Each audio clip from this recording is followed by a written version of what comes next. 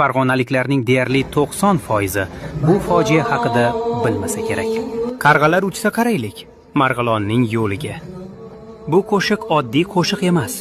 Bu qo'shiq ortida o'z yurtida zulm chekkan, ezilgan Marg'ilon xalqining nolasi, dardi yashiringan. 1916-yilda imperator Nikolay II Birinchi jahon urushida front ortidagi xizmat uchun bizning yurtimizdan odamlarni majburiy mardikorlikka olish haqida farmon beradi. Farg'onadan 50 ming kishi mardikorlikka yuborish belgilanadi. Albatta odamlar bunga qarshi chiqishadi.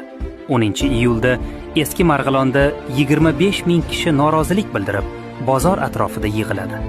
Qo'rqib ketgan ma'muriyat zudlik bilan ularga qarshi harbiy kuch yuboradi. 63 kishi otib o'ldiriladi.